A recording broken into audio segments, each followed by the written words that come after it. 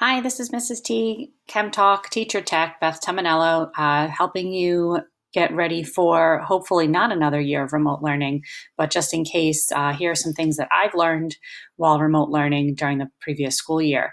Please like and subscribe and turn on your notifications so that you can find out when I'm putting up more videos. This is the first of a series of Edpuzzle how-to videos, and this video will tell you how to use Edpuzzle if you also use Google Classroom. So the first thing I'm going to say is if you don't already have an Edpuzzle account, please go and do that, edpuzzle.com. You have a place where you can sign up. And if you sign up, you're going to click that you're a teacher. And if your district has provided you with a Google account that links up to your Google Classroom, I highly recommend signing in with Google. That will help you. So if you don't have Google Classroom, this Edpuzzle video is not for you. The next thing that you're going to do when you get to Edpuzzle, when you sign in, you're going to get to this landing page possibly. So this is their home. But if you click on My Content, you will see whatever Edpuzzle videos you've used in the past. And you also have a link here over on the side, or links here for popular channels like Khan Academy, National Geographic, TED Talks, Crash Course, some different things that you might want to use with your Edpuzzle videos. So this again is for people who want to just link Edpuzzle to their Google Classroom. I will have other videos about how to use Edpuzzle itself.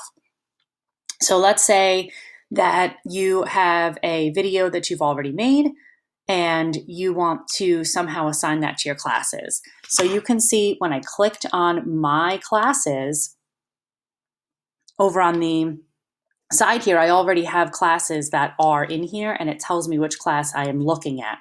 And I can look at the assignments for due date, no due date, and I can even click on the students. I'm not going to do that here because if I do that, I'll have to blur out all the names on the YouTube editor. So now what I'm going to do, now again, this has to be after your Google Classroom is already set up. I'm going to add a new class. And I'm going to add a new class from Google Classroom. Now, I already set a class called Test Class, so I'm going to click that, and I am going to go to the bottom here and click Import Class. And now my test class is here, and I can have some class options. I can change the name. I can add a description. I'm not going to do any of that. Now, if I click on Students, that's the next thing that you would do. Again, you'd want to do this after your Google Classroom is completely set up.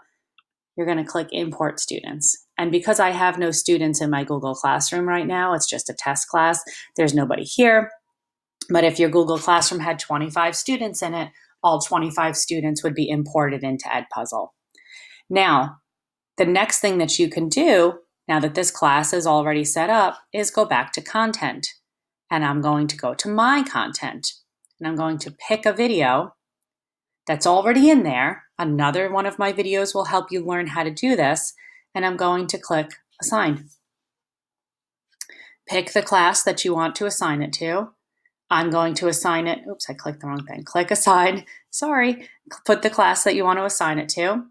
Change the start date. I don't usually start it immediately. I am going to start it, let's say tomorrow at 8 a.m.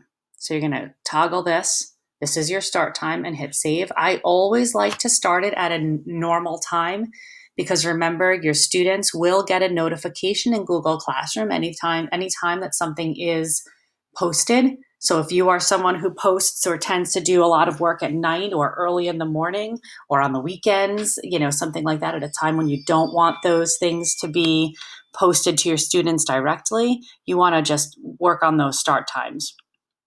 The next thing to do is look at the due date. And again, I always change my time so that it coincides with the end of the school day. So I'm going to make my due time at 2:15 p.m. on Friday and save it. So now that is the day that the video will go live. Your students will not see this as an assignment for them until tomorrow morning. So if you're posting things in advance, it's a really good idea to stagger when the students have access to the assignments so that they don't get overwhelmed seeing a whole month's worth of assignments all at once.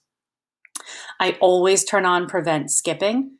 And the reason I turn on prevent skipping is because then they are more accountable. They have to watch the whole video. If you want to turn on closed captions, you can, but that's completely up to you. And then here's the most important part is that you want to click on post to Google Classroom. Once you click that, and this is a date that's not today, and you click assign, it's now posted on Google Classroom. If I go to Google Classroom and I refresh for Google Classroom for this page, and I go to my test class and I go to the classwork page, you'll see I did this before to try it. So these are gray. And what it means that it's gray is that it's not active in Google Classroom yet. The reason it's not active is because the video is not available until tomorrow. So by scheduling it through Edpuzzle, this video will also go live on Google Classroom at the time that you scheduled it in Edpuzzle. Now, I usually put these things as ungraded because my Google Classroom is not connected to my grading program. But if your Google Classroom is connected to your grading program and it's going to import automatically, you can certainly do that, put it here. But if you make this out of 100, and the Edpuzzle is scored out of 100, whatever score the student gets in Edpuzzle will automatically go into Google Classroom, which is pretty cool. If you have topics set up, you can switch it to a topic to organize. You don't need to check for plagiarism probably on Edpuzzle if it's all multiple choice questions, but you can certainly do that. And then you just hit schedule again to save it, and it will be scheduled. And this assignment in Google Classroom will go live at the same time, that the assignment goes live in Edpuzzle. The second thing that I like to do after I put it in Google Classroom is hit share assignment, and I will copy the link and I'll put it into Remind, and I will schedule a remind for the same time.